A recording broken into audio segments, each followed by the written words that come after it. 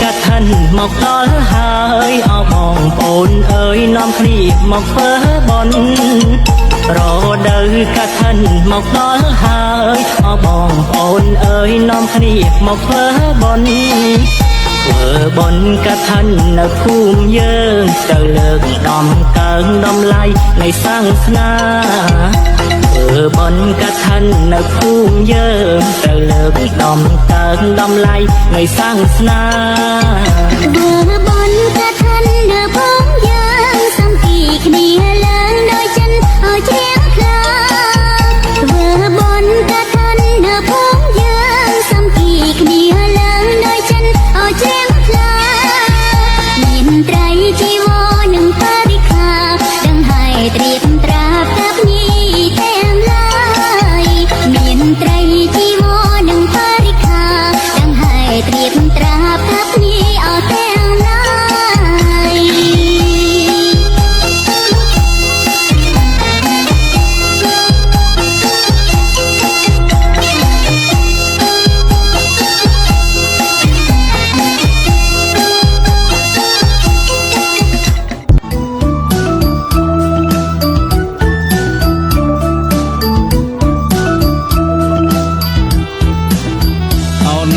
ដឹកណាយដល់ហើយខ្យល់បងអើយប៉ាយប៉ាយពីទឹកខាងជើងអោណាក៏ដឹកណាយដល់ហើយខ្យល់បងអើយប៉ាយប៉ាយពីទឹកខាងជើងអើយធ្វើបុណ្យណាយក៏ឋិនណាយភូមិយើងសង្សារមុំបងអើយប្របីនេះសាសនាអើយធ្វើបុណ្យណាយក៏ឋិនណាយភូមិយើងសង្សារមុំបងអើយប្របីនេះសាសនាធ្វើទានមានចិត្តអាណិតសាមណេរចម្រើនហើយអត់ទេវិន័យធម៌អាងធ្វើទានមានចិត្តអាណិតសាមណេរចម្រើនហើយអត់ទេវិន័យធម៌អាងអើយព្រះសង្ឃគង់ចាំព្រះវស្សាភាវនាមេត្តាអស់កាលបីខែអើយព្រះសង្ឃគង់ចាំព្រះវស្សាភាវនាមេត្តាអស់កាលបីខែសម្ពុតស្លាដកនឹងស្បងជីវរបរិខាអមត្របច្ច័យផងដែ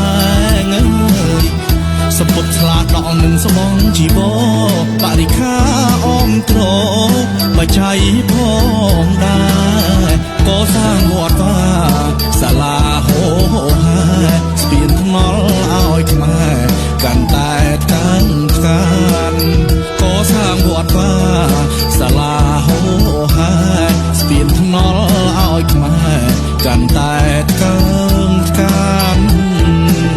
ធ្វើទានមានស្បង់ព្រះសង្ឃទទួលបនសត្វណាស់ស្រស់ស្រួលបានបនគ្រប់ប្រាណេ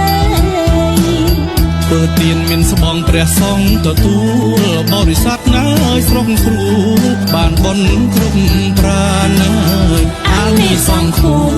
ការយូរហើយឥតស្រានកុសលហើយប៉ុន្មានបានដល់